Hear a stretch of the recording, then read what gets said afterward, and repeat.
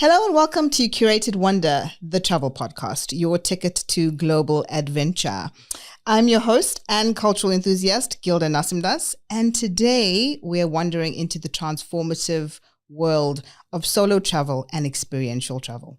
And joining me here today is somebody who knows a little bit about that, learning how to embrace his independence, as well as going on grand adventures, from award-winning blogger to passionate LGBTQI advocate and the owner of Strong PR Marketing and Events. Mika Stefano is an entrepreneur and an innovator, and of course, an avid traveler.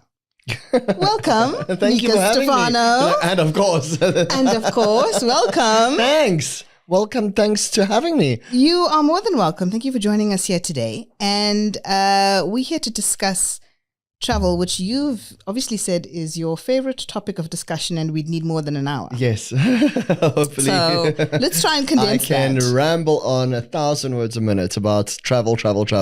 Yeah. Quite exciting topic to talk about. And I was knee deep in your Instagram feed. So And now there's nothing new to post. we'll get there. So Mika, just for a bit of context, Mika and I have known each other for many years, but haven't seen each other in as many years. No. Our paths crossed once upon a time when he was a blogger and I was an entertainment editor at a magazine, and lived the party lifestyle.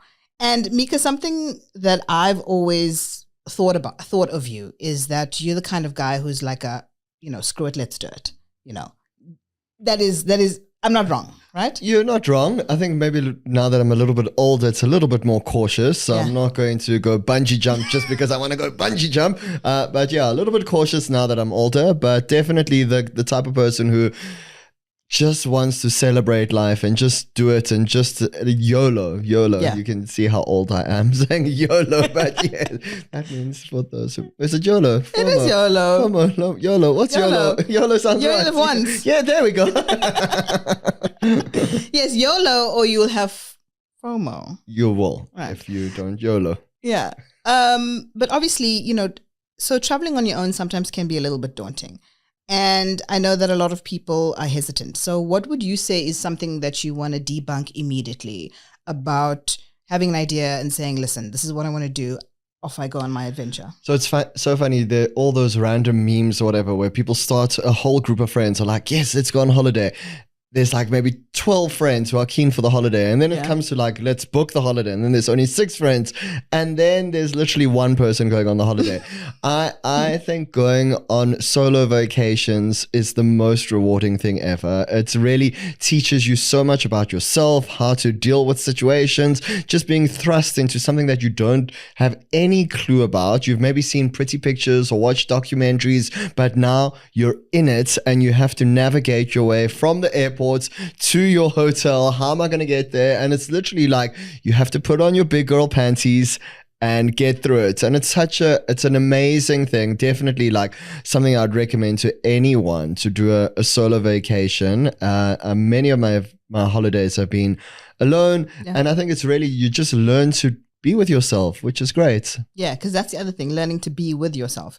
Also, it's learning how to be in a situation. Like in South Africa, in Johannesburg, I'd never go to a restaurant or a club. Maybe a restaurant I would, but to go to a nightclub on your own, I would never do that. Yeah. But if you're overseas, you have 2 options. You're either going to sleep in or you're going to go and make friends. You're going to go and network. You're going to go and be adventurous and do things that you wouldn't necessarily do here back home. So that is really the most exciting part of it. Like you're now forced to one of 2 options. You're either going to do it or you're not. You're not. Yeah. And I think that's what it is. It's that growth because, like you're saying, it's something that you wouldn't do when you're at home.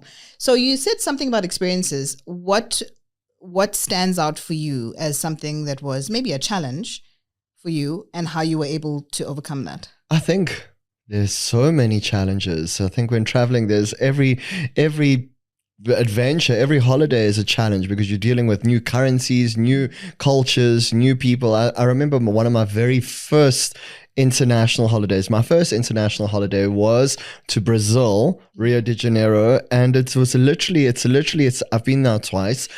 No one speaks English. But they're not willing to even accommodate. They're not willing to try help you. They literally, I don't speak English, and they're not going to help you. And I was at the airport flying from Sao Paulo to Rio de Janeiro, and there was a restaurant, and it was clearly open. And then I asked, it was like a little deli, and you could pick what you want. And then I was like, oh, how much is that? No English, closed, go there, closed. And I'm like, but you open. You're definitely not closed. There are people in the restaurant. So yeah, it's not a challenge, but it just teaches you how to deal with the situation. Okay. And what would you say, what kind of traveler are you? Are you sort of very A-type when it comes to your planning beforehand? Or you sort of just wing it? Wow, I've been a bit of both. I think a lot of my travels and my friends who I now travel with, I've got 3 friends, Harki, Rudy, and myself. They're usually the type of travelers who are like, oh, where are we going? What is the plan? And it's all up to me. And of recently, I've almost been like, I'm also going to just kind of wing it. And I think that adds to the adventure. Vietnam and Philippines, which we did in December, I literally had no idea what to expect or what to do. And kind of like literally each day, take it as it comes. Oh, let's go do this. Let's research while we're having breakfast at the hotel and then decide what we're going to do each day. And I think that also is a little bit of an adventure. So a little bit of both. Once was someone who'd plan everything.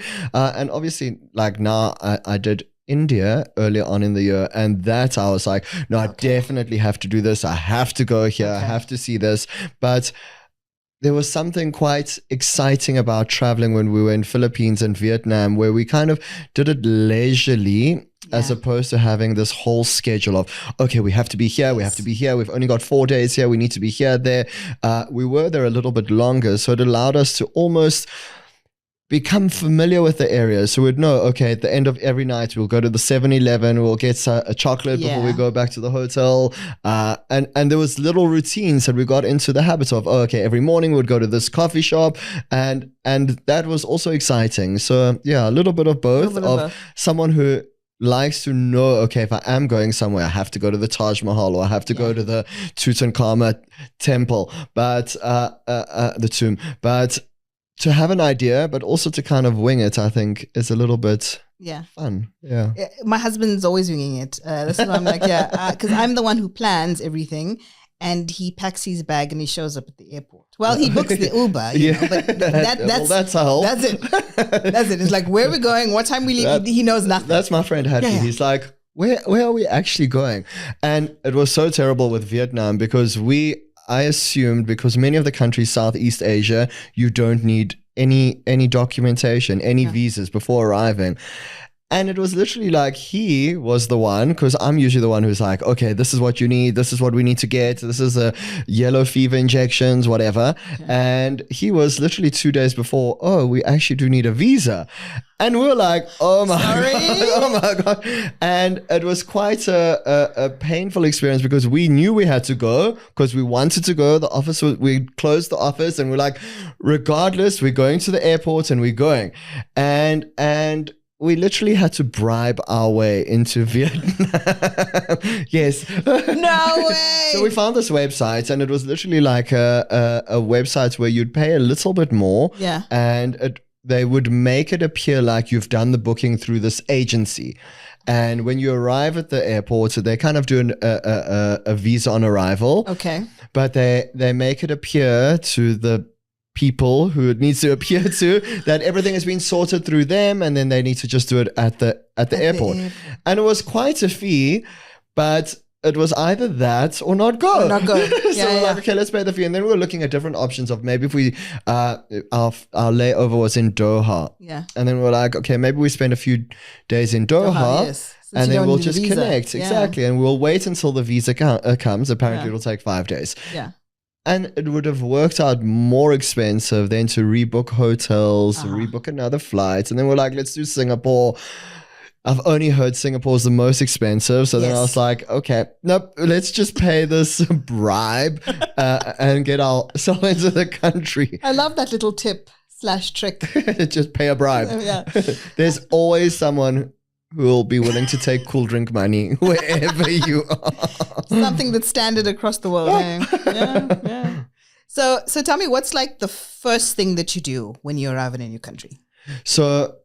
So even before I arrive in a new country, I like to try familiarize myself. So I think after learning that no one is willing to help you in Brazil in terms of speaking English, it is nice to understand one or two little words, how to say hello or how to say thank you. I know Harki, it was one of his travels, and he learned how to say how much in Portuguese, which is, I think, something with one. One must be somewhere in there. And then he learned how to say now I forgot. And he learned how to say how much, but then they would answer in Portuguese. And so he's they'll like, say I don't know these numbers. And then it's like, where's the calculator? So it also helps to learn a little bit more than just the one or two words. But so I'd like to try familiarize myself. And one thing that I've done now recently with India, we went on a food walking tour. And usually I would do walking tours, and they're really nice because you get to know the city, and that's usually the first thing we'd like to do when we go to, when I go to a new city, go on a walking tour. It's usually free. You give a little tip, and then you get to know the city with a local, and then they'll tell you, do this when you go on the underground or the metro or whatever, this is what you should avoid. So it kind of helps you get an idea of what to expect from the city. But then there's food walking tours, which is the next level, because now you're actually eating. And you stop and eat. And you stop and you eat. So you're doing everything you're doing a walking tour, and you're learning a little bit about the culture and a little bit about like what to do and what to expect, but you're also eating. And I think one of my best holidays to date has to be India, just because of the fact usually you go and you're like, I'm not going to eat that. I'm just going to stick to the KFC. I'm just going to stick to Burger King. And then you're like, on this food walking tour, I ate things that I would have not eaten that looked gross, but actually, and obviously because it's a food walking tour, he knows where to take the people on the tour. So even though it is street food and you're eating proper street food in India, but everything was incredible, and everyone was like, oh, you're gonna get Delhi belly, you're gonna get sick. Because that was gonna be my next question. Is like, that's very brave of you. And I prepared, like you said, what you do in preparation. So I had all my meds and everything, and didn't open any of them, because literally this food walking tour, they showed us what to eat, what not to eat, and what to do. So that is quite something, because there's somebody that I know that obviously went to India. He's like, oh, no, I've got to be careful. I'm not going to get Delhi belly. I'm going to be so careful. Spent like a whole month there, and then completely forgot about asking for ice for his cool drink. And he's like, that's where I messed up. Yeah. I put in ice. Like, I took care, I did everything. So that's actually quite impressive. So India was quite something. Really one of my favorite holidays. I think I've been traveling a little bit, hence I'm here with you. And India was really like, things start becoming familiar. You get to the airports, and if you're in Thailand or if you're in Budapest or wherever, similarities, it's very similar. Whereas India, everything is flipped around, and everything there's a cow walking on the road. There's just, everything is an overwhelming sense of culture and pride. And even though there's poverty, like there is everywhere, there's just joy and content. So India was really one of my highlights. Oh, that's amazing. It's one of my bucket lists. There's a lot of people who are hesitant to go. Like my husband personally thinks that, it's just so much of poverty, and it's just going to depress him so much. But like you're saying, you found a lot of beauty in there. One of the things, like I mentioned, there's poverty all over. Here in South Africa, there's poverty, and the difference there is there's all these temples.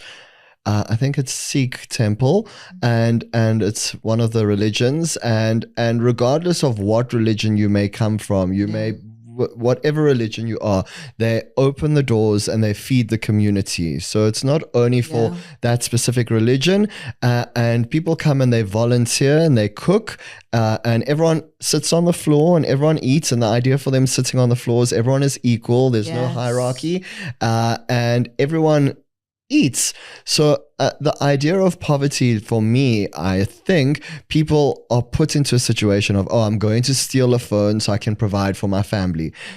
They're not wanting to steal a cell phone, but they've got family that they need to look after. Whereas in India, even though there's poverty, people are looking after the community. So I was walking around late in the evening with my cell phone, and not once did I feel like, I'm going to get attacked or someone's going to mug me. And that is really what I learned, that the difference is like their community looks after everyone. So even though there's poverty and you can see people are quite, they're living life really not badly, but they're being looked after and people are feeding them, and they're not being put into situations of, now I have to go steal, I have to go provide for my family and do something that I may not want to do. So that is definitely something you should let him know, that yes, there's poverty, but there's such a joy amongst the people. Oh, that's incredible. That's actually a really thank you for sharing that, because I think that's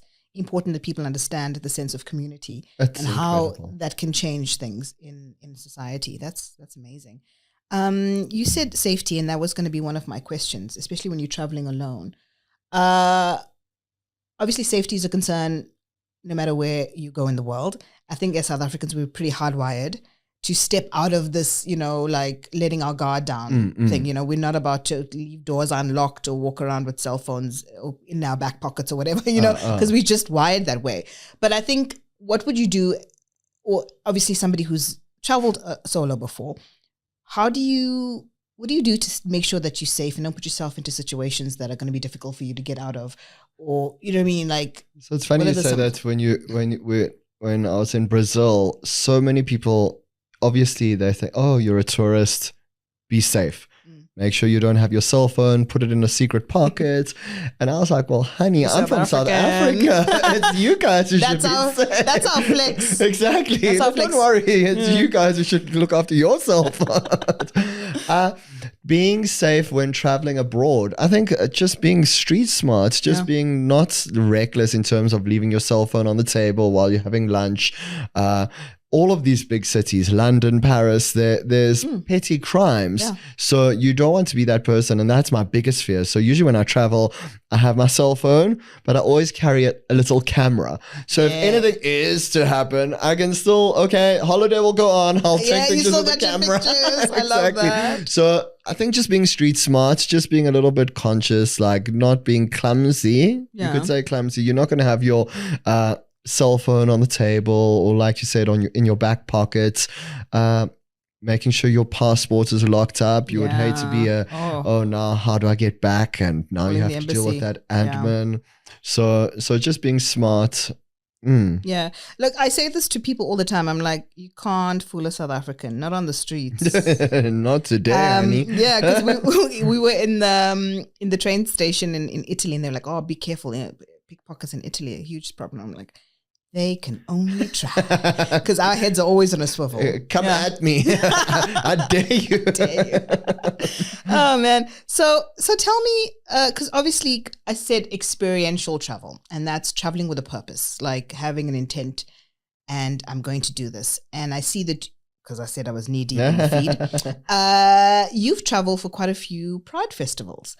Is it a thing that you're like, okay, I want to go to Pride in as many countries as I can? Is that what it is? I think it became that. I think my first holiday was to, like I said, Rio de Janeiro and Sao Paulo, and it happened to be gay Pride. Yeah. And I was like, well, this is nice. This is fun. And I think for me as a gay traveler, it's really nice knowing, okay, I'm going to be around other people who will help me feel safe, will help me ease into the situation or into the country. So definitely, and it's a nice little thing of, I know when traveling, there's going to be something more happening in the city. It's not just going to be another day. There'll be a little bit more of a festive vibrance in the air. So and that's my one regret. I was in Amsterdam for 4 days. Yeah. But they do Pride for 3 days. So I literally don't feel like I've seen Amsterdam without rainbows and just glitter. Pride. No.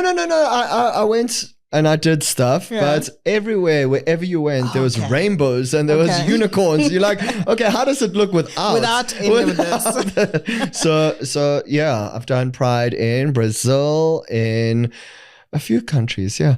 Yeah. So then to talk about safety again, because now I just thought this was incredible for me because I use a specific app. Unless people start paying me for this. But there's an app that I swear by that I use to book accommodation. And I thought it was so interesting that at the end, like important notes, it was, please note this property is LGBTQI safe or friendly or whatever. And I thought that was the most incredible thing. Yeah. And that people are putting, like from a travel and tourism perspective, putting certain things into I think it's into account. A mix of good and bad. I think it's sad that still a lot of places where you may travel to, a traveler may feel like, oh, they can't be fully who they need to be. Yeah. So I think something like that when booking is a great opportunity for them to feel like, oh, okay, they can be in this country or in the city and be safe and be safe in this space. Because for me, like, I want to travel to the whole world, and even though the whole world may not want me to travel to them, but exactly that. So and I know there's a lot of spin-off similar websites and similar apps where they actually invite LGBTQ people to stay. So that is a nice little thing. Yeah, I love that. So I think even for someone who's not an LGBTQI, all of the above, I think exactly like that. You see it and you're like, oh, okay, the people who I may be staying with or this hotel, they are a little bit more welcoming and they're a little bit more open. And I think that makes a difference, even if you're not an LGBT traveler. It just shows tolerance. That's all it is. Yeah, that you're not going to struggle with anything. Well, that's great. So tell me now, sort of just to talk again about travel and how it changes you and how you can find growth in it. Beyond the sites, has there ever been a journey that you've taken that has just changed you in the most incredible way, or has had some sort of intense effect on you and your thought processes or feelings or anything? Yeah, I think everything. I think returning back to South Africa after being abroad, and you realize the community, the way people live is completely different. You come back to South Africa and everyone's in bed at 9 o'clock, whereas abroad, and then I have to tell myself, okay, maybe because it's summer, that's why they're out until late in the evening, or they're having picnics in the park. Whereas here we're all like, no, who goes to a park? Who does a picnic in the park kind of thing? So it's that thing. What was your question? Has there ever been an experience that has really sort of changed you in a way, or given you this, I don't know, for lack of a better word, like a eureka moment, like something that meant something to you very deeply? Well, like I said, India definitely was quite a eureka moment. I think just seeing people, you learn that your little struggles here in South Africa, you're like, oh my gosh, Woolies don't have big cups for my latte. Oh my gosh, what am I going to do? They don't have this. And then you realize, okay, wow, am I really complaining about things that are so inconsequential? And then you see people who are living life and they really have nothing. And you just realize, okay, I need to be grateful for what I have, and just appreciate what I have. So India was definitely one of those travels that made me feel like that. Okay. So in as much as, there's a lot of, we still regard it as a third world country, we're emerging, but, there's a lot that's different in first world countries, like if you're in America or certain parts of Europe, that's very different. And have you ever found yourself thinking, oh, but, we do this better at home? Or because I have many moments like that. Tell me one. I have so many moments like that where I'm not at home and I'm like, you know what, this would never fly at home.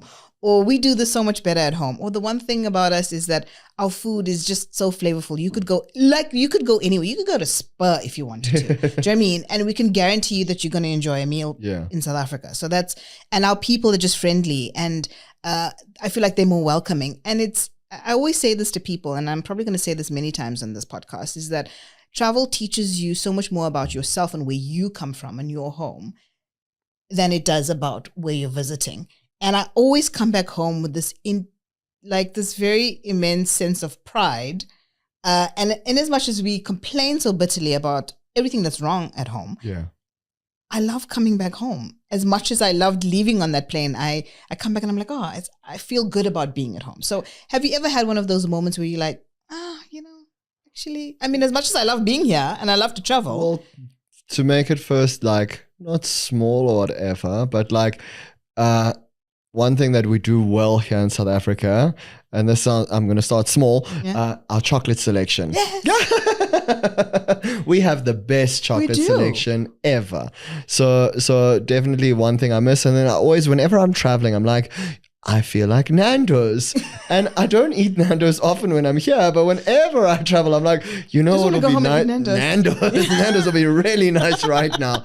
But yeah, like I think you mentioned, South Africans, there's just a sense of community and pride. A lot of countries are friendly, but there's a South African friendliness which is just different. Very different. So definitely that is something that you long when you are abroad, and you're like, just being friendly faces out there will be a little bit nicer to see, especially Europe. Do you know how excited I get when I hear like a South African accent when I'm somewhere? We were in Dubai at Warner Studios, and there was this family behind me, and she was like, "Jy moet nou ophou." And I was like, yes, hello, family, hello. It's so funny. I was a similar story. I was in Athens, which I hated.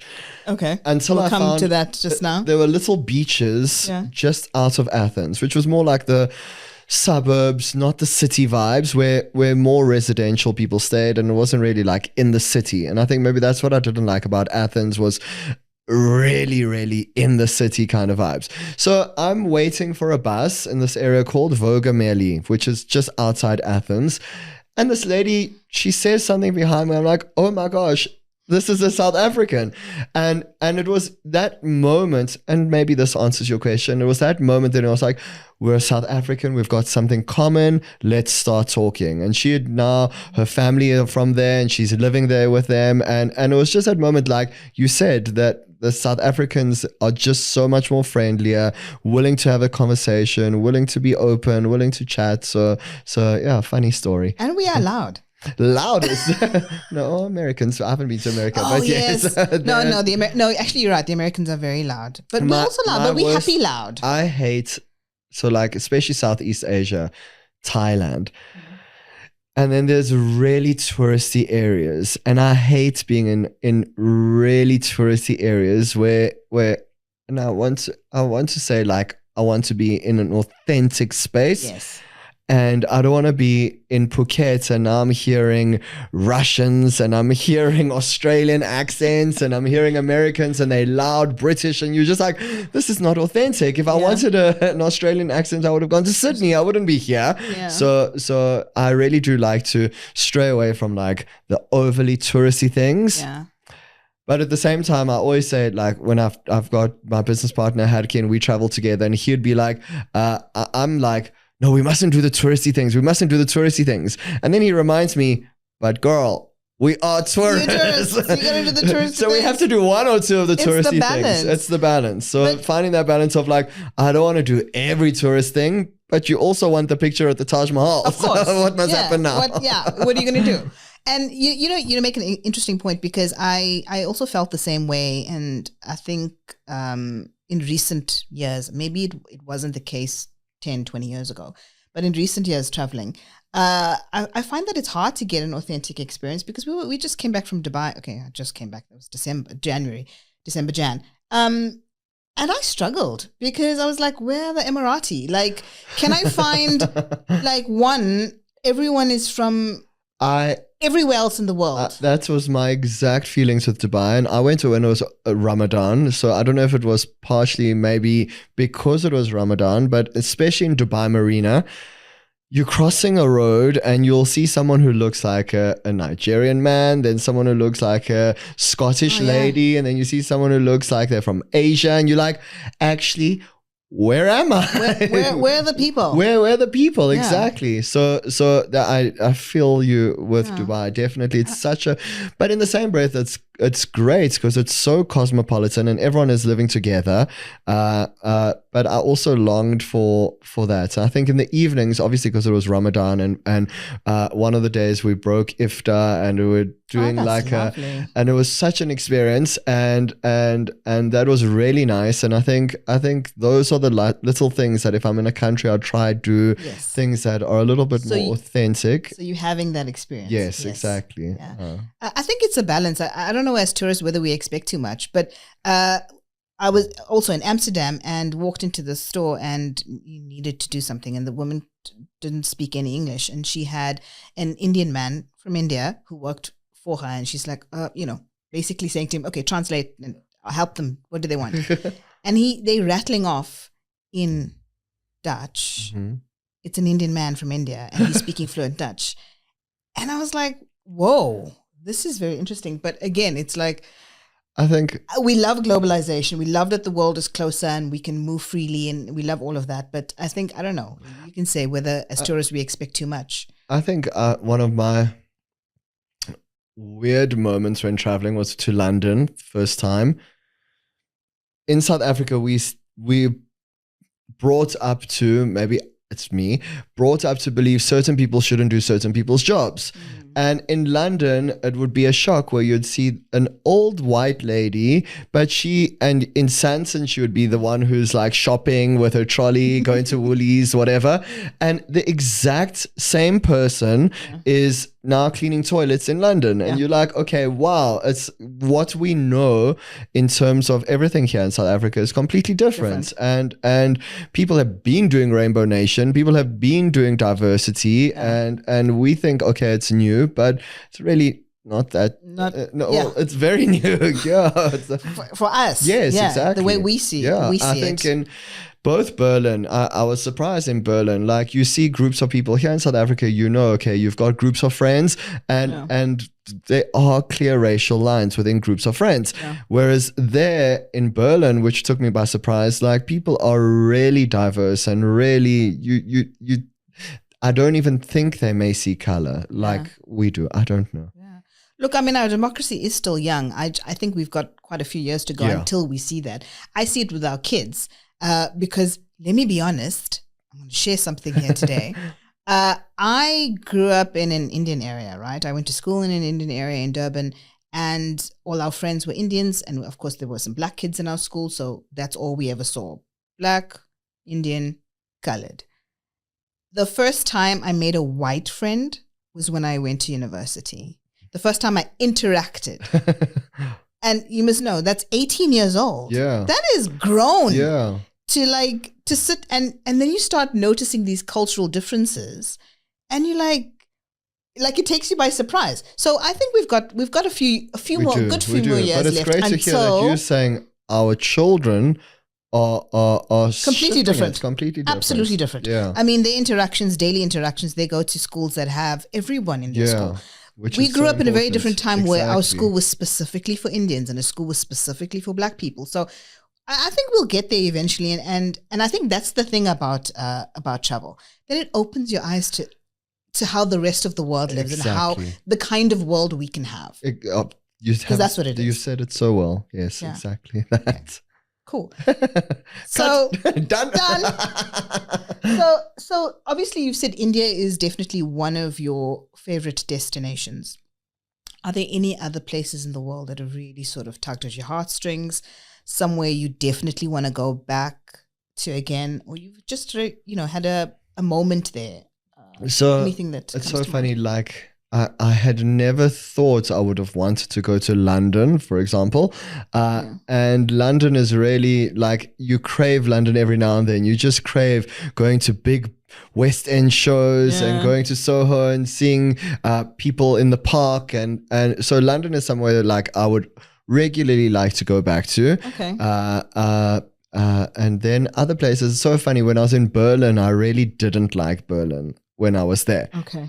And I was like, oh my gosh, Berlin is really just average. There's nothing really.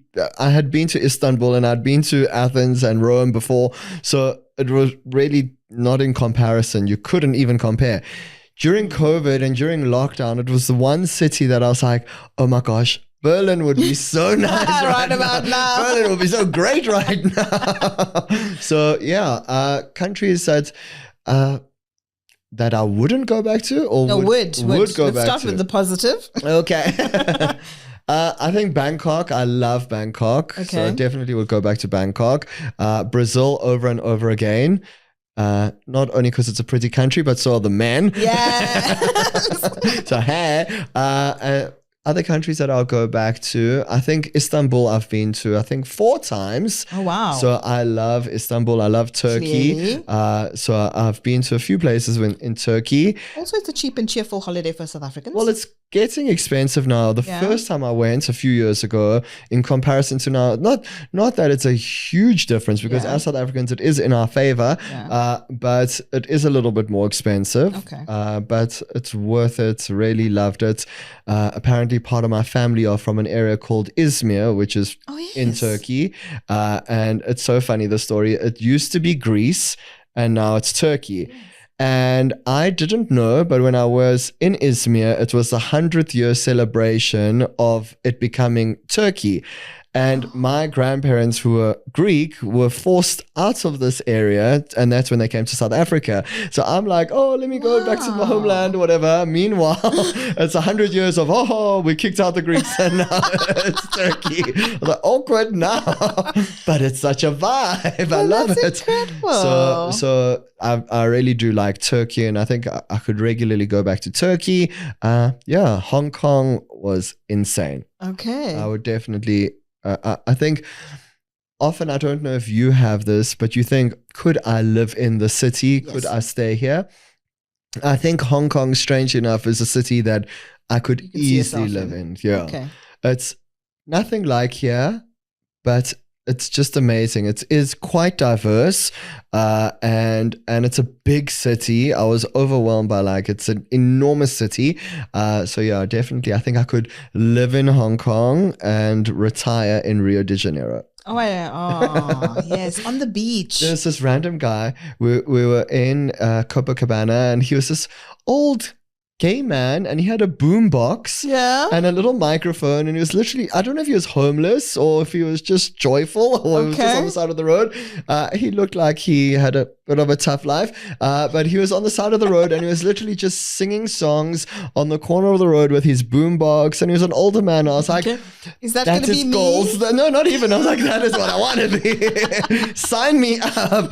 40 years, you'll find me here singing on the side of the road in Rio to Lady Gaga songs or whatever. I love that for you. I love that for you. Such great high goals that I have to find myself as a homeless person singing in Rio de Janeiro.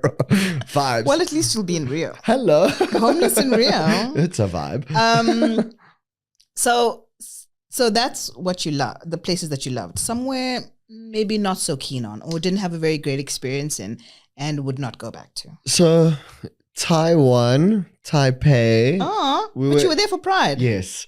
And we were there for Pride, and Pride was amazing. But like I said, you go to countries, you're like, oh, I don't know if I'm going to eat this. This is a city for me that I was like, oh, I can't eat anything here. The desserts were incredible. There's the central train station, and literally it's just desserts everywhere. And they do candy-coated fruits, and they cakes, and it's just incredible. But the food, the everyday food, it just smells of fish, and everything is cooked with a fishy kind of oil. So you may be having something that is beef, and it's like, but why am I smelling fish? Like tuna, what's happening here? So Taipei, but Pride was incredible in Taipei, and then we went to this. There were moments in Taipei that were great. Yeah. But I wouldn't rush back to Taipei. Okay, that's okay. That's not too bad. And then you said something about Athens early on. So Athens I'd done after Rome, and it was one city that I felt I may get mugged in. I was like, okay, wow, I feel scared now. And I don't know if it was maybe because it was just overwhelmingly busy, or there was lots of graffiti and a lot of like litter and dirt that you feel like, okay, it's a little bit slummy here. And I may need to put my phone in a pocket with a zip and not take it out right now. So yeah. Okay. So Athens. Then the hotel I was staying in was really nice. It wasn't actually a hotel. What was it? A hostel, but it was a private room and then a shared bathroom. Okay. And it was really, really, really nice. This was a little while ago. So that was nice. And it was in an area where I think a lot of people who in Athens stay. Okay. But the city, I think it's called Monostroki Square. Okay. It was like, okay, I must zip up my pocket. I must just look after myself. So yeah, I think also, I don't know if even though I am Greek, the idea of the Greek holiday vibe, I don't know. You're not sure? I think maybe I'm past I think if you're going to Greece, you want to do like those big beach clubs and you want to have bottle service and you want to have like in Santorini, basically. In Santorini or Mykonos and have a party. And I don't know if I'm that kind of traveler. So I'm more of that kind of traveler. I want to do cultural stuff things and city vibes. Same. So when I see people going to Athens, I'm like, but you're literally going to the club and you getting dressed and you're going back to the club the next day or the beach club. Yeah. And then you tanning at the beach and then you back at the beach club. We saw a whole bunch of people in Bali and I was like, but it looks like you're like with all people here from Joburg. Like, why would you want to do that?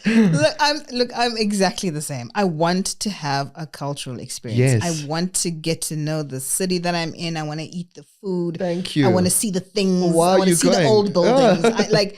So that was going to be actually my next question. What kind of traveler are you? Are you do you like a little bit of luxury, or are you okay to be in a 2-star, 3-star, whatever it is, So I think I'm a little bit more of I want to really get into the city, into the country, learn the culture, eat the culture, feel the culture. Yeah. So I'm definitely that type of person.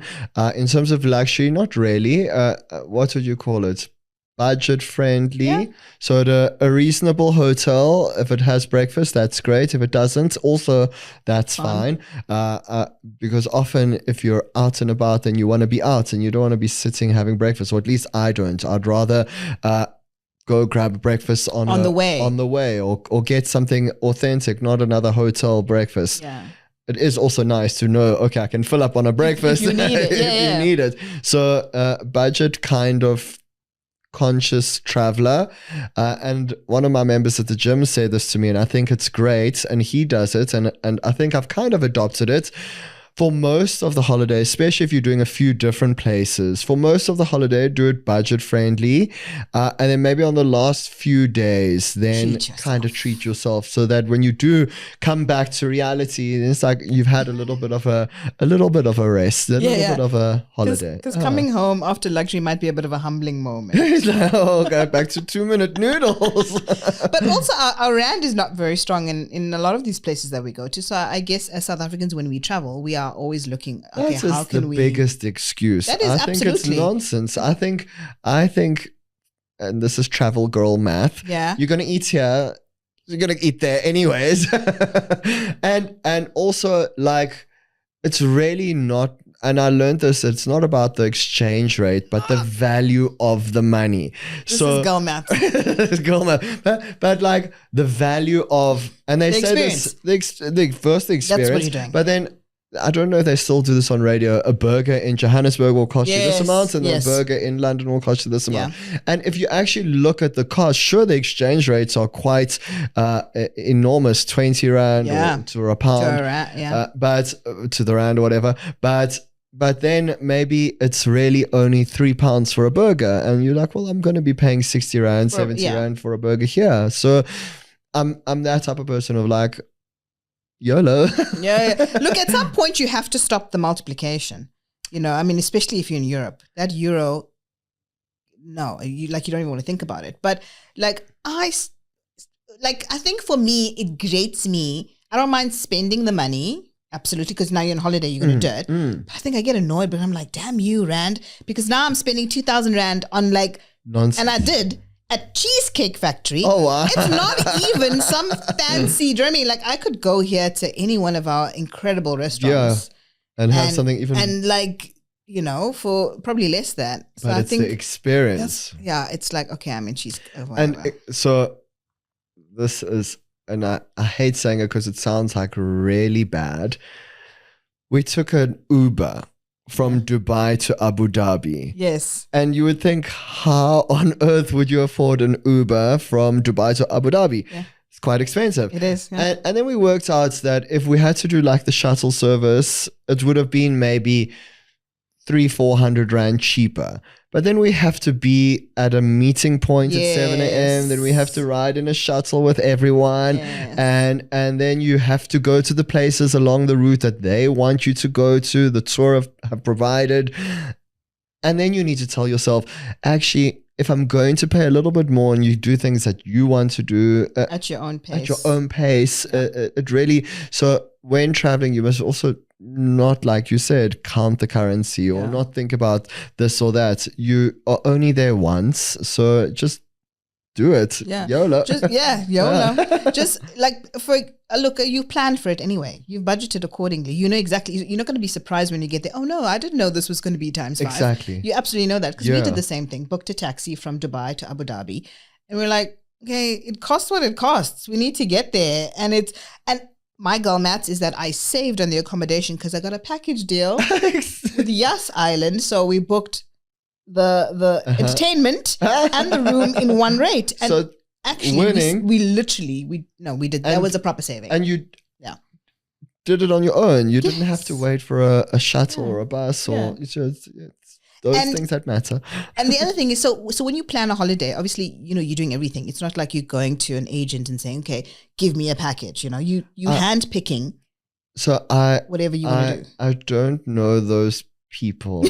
I don't Neither do I. Them. Like, Neither do why on earth would you go to a travel agent and say, oh, book me a holiday, and you have no involvement in it? Yeah. I get a thrill out of like searching for hotels and then finding out what is in the area close to the hotel. So if it's walking distance or how far is the nearest underground or metro. And I'm exactly the same. I love that. Like, your closest hospital, even because we travel with children, right? So we're like, oh, our closest hospital is also like in walking distance, 5 minutes away.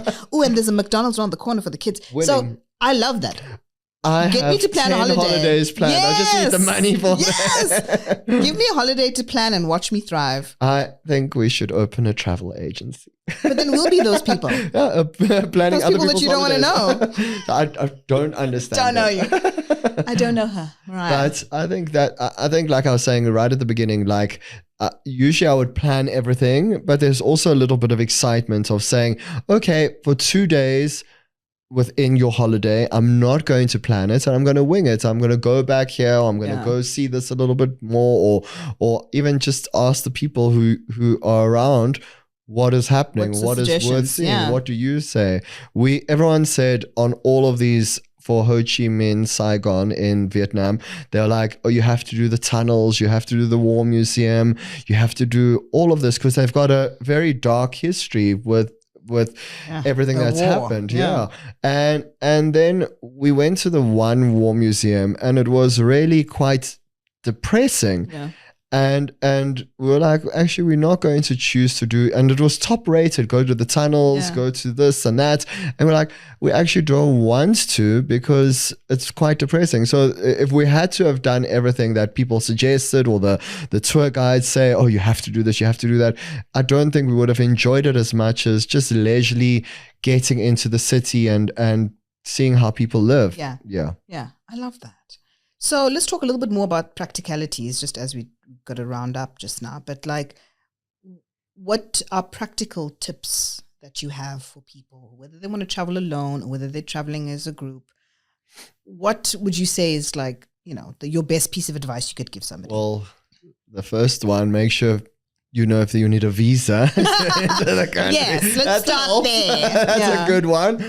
So yeah, make sure you know you have all your documentation in order. It's so funny. The first time I did Brazil, I needed a yellow fever. Yeah. And then the second time we're like, oh, we have to get a yellow fever. And no one at any point asked for a yellow fever. So just make sure you know, usually things change. So also make sure you know what's up in terms of documentation and what is needed. And then an important thing, like you said, maybe save a little bit. You don't want to be on holiday, but now counting coins and saying, oh, I've only got enough to go here or to go there. But really, that shouldn't be no excuse. I think, and I've seen it, like you don't need to eat at fancy restaurants all the time. Many of the places where you'd eat, you don't want to sit down. You're on the go. You're going to museums or art galleries. I know in London they do it, and I think they're slowly doing it here in South Africa. They have like meal deals where you pay maybe a set amount and it comes with a cold drink, a sandwich or a salad, and then a chocolate. And sometimes that's good enough. You don't need to have every meal at a restaurant. So that's a little tip to maybe just be smart with your money. I would rather maybe have lunch, grab and go kind of sandwich at a deli or whatever, or at a bakery, and then rather splurge for a nicer dinner at a more iconic kind of restaurant or somewhere that's a little bit more a must. Like a proper sit down. And then don't be afraid of street food. So like I always go on there. I have several apps and some of them are accommodation apps, but they have on their experiences. There's walking tour apps. You can Google walking tour apps and then go on a tour or go on a walking tour or a food walking tour just to get an understanding of the city, to get an understanding of how you should greet people, if you should greet people.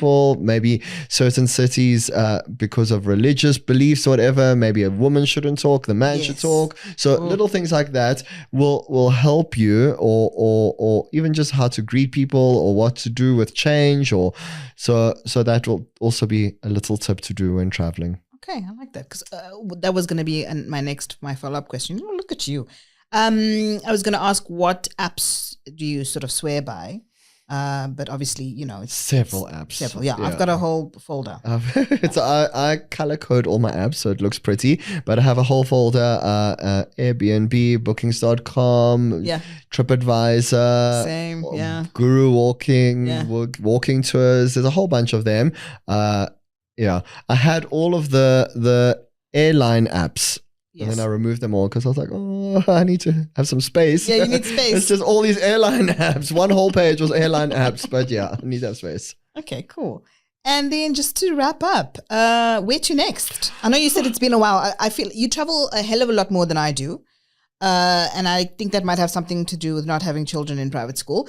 But yes, where to next? So I had this idea in my head, 40 countries before I turn 40. Oh, wow. That's next year, May. Okay. And I need to go to another, I think 13 countries. So oh my goodness. Maybe we'll make it 40, do a cruise. 44 countries before 44. Okay. That's a little bit more realistic. I'm buying a house now, so I have to be a little bit more also responsible. And I've got the businesses which we're running, so also be a little bit more sensible. Can't be on holiday when I have to pay staff. But I have 100 holidays planned. Trust me, just need to put it aside. I would doing Mexico hopefully in December. Oh, nice. And I would like to do the gorilla trekking. That's so unlike me. Where? In Rwanda.